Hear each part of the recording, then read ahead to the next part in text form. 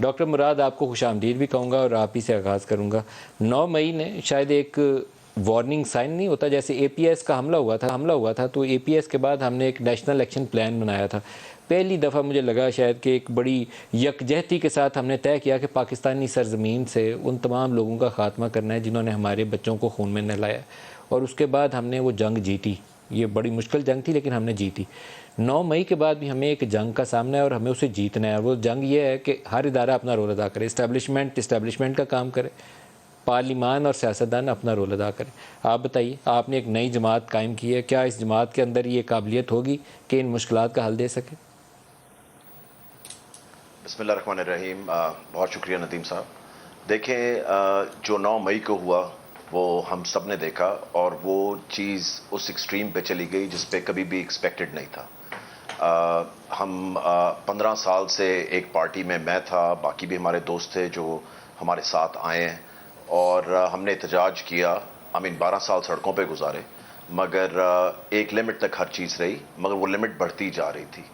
اور میں شاید مائنورٹی میں تھا، ہم لوگ مائنورٹی میں تھے اس چیز کے حق میں کہ اس چیز کو کبھی بھی جو بھی پرابلم کا ریزولوشن ہے وہ ہے ٹیبل پہ بیٹھ کے. اب بھی تو ٹیبل کی بات ہو رہی ہے نا، سو اس لیے ریزولوشن جو تھا وہ ٹیبل پہ تھا، سڑکوں پہ نہیں تھا. آپ احتجاج کرتے ہیں، وہ آپ کا کانسٹیٹیوشنل رائٹ ہے، مگر ایٹ دا سیم ٹائم آپ نے یہ دیکھنا ہوتا ہے کہ اس کو کس لمٹ تک لے کے جانا ہے، کس لمٹ تک نہیں. جو 9 مئی کو ہوا وہ تو ایک ایکسٹریم ہو گئی نا بالکل. اور جب وہ ایکسٹریم ہوئی تو اس کا کیا مطلب تھا کہ کوئی بھی اپنے ملک کو جلتا ہوا دیکھنا نہیں چاہتا. ہم پاکستانی ہیں، ہم نے ادھر ہی رہنا ہے، ہم نے ادھر ہی سب کچھ کرنا ہے، اور ہم نے اس کا پاکستان کا خیال رکھنا ہے، کسی اور نے نہیں باہر سے آگے خیال رکھنا. تو وی آل تھاٹ کہ دس واز دا ٹائم کہ یہ بات اب لائن بالکل کراس ہو چکی ہوئی ہے، اور اب ہم اس چیز کا حصہ نہیں بن سکتے. نئی پارٹی ایک ایسا پلیٹ فارم میرے خیال سے اویلیبل ہم سب کے لیے ہوا کہ جتنے لوگ سمجھتے تھے کہ جو 9 مئی کو ہوا ہے وہ نہیں ہونا چاہیے تھا، اس لیے ہم لوگ سارے آپ دیکھ رہے ہیں کہ ایک پلیٹ فارم پہ اکٹھے ہوئے. اور وہ ایک پلیٹ فارم بہت زیادہ ضروری تھا کیونکہ بہت سارے لوگ تھے جو کہ سمجھتے تھے کہ 9 مئی کو نہیں ہونا چاہیے تھا.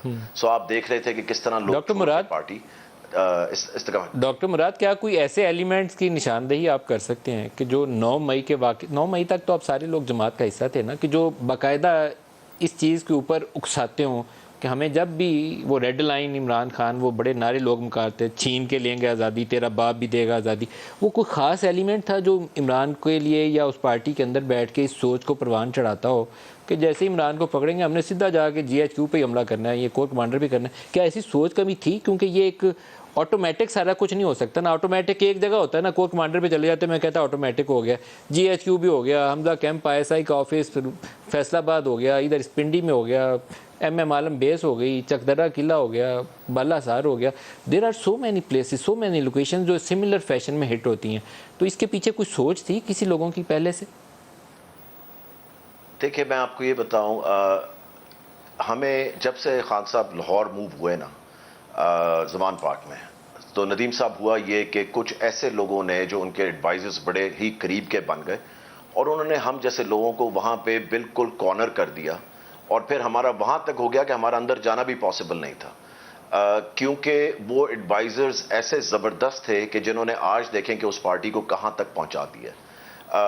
انہوں نے جو بھی پلاننگ کی، اگر کی نہیں کی، جو کچھ بھی ہوا وہ سب کچھ ان لوگوں سے دور رکھا جو کہ کبھی بھی نہیں چاہتے تھے کہ 9 مئی جیسی چیز ہو، یا کبھی بھی اس ایکسٹریم کے قریب بھی آئیں. یہ تو بہت ہی بات آگے بڑھ گئی نا، اس کے قریب بھی آنے والا کوئی ایسا چکر ہی نہیں تھا ہمارا. سو دا تھنگ از کہ جن لوگوں نے 6 مہینے بالکل ایک قبضہ کر لیا زمان پاک کے اوپر، اور انہوں نے کوشش کی کہ جو لوگ سمجھتے ہیں کہ یہ چیز نہیں ہونی چاہیے، کیا آپ نشاندہی کر سکتے ہیں کہ وہ کون لوگ تھے جنہوں نے زمان پاک پہ قبضہ کیا اور عمران کو اس راہ پہ لگایا؟ کیا آپ ان کو آئیڈینٹیفائی کر سکتے ہیں؟ سر، نام میں، کیونکہ I am a political person, نام میں نہیں لوں گا، مگر سب کو پتا تھا کہ پچھلے 6 مہینے سے کون ان کے ساتھ سارا وقت جو لوگ بیٹھے رہتے تھے اور سارا وقت ان کے کان میں کوئی نہ کوئی بات کرتے رہتے تھے. یہ سب کو پتا ہے کون سے لوگ وہاں پہ ہوتے تھے. آپ کو بھی پتا ہے، آپ کو بھی بہت اچھی طرح پتا ہے کیونکہ آپ بھی میڈیا میں ہیں. سب کو پتا ہے کہ کون لوگ وہاں پہ سارا وقت ہوتے تھے، سارا وقت. میں آپ کو یہ بتا رہا ہوں کہ ہر روز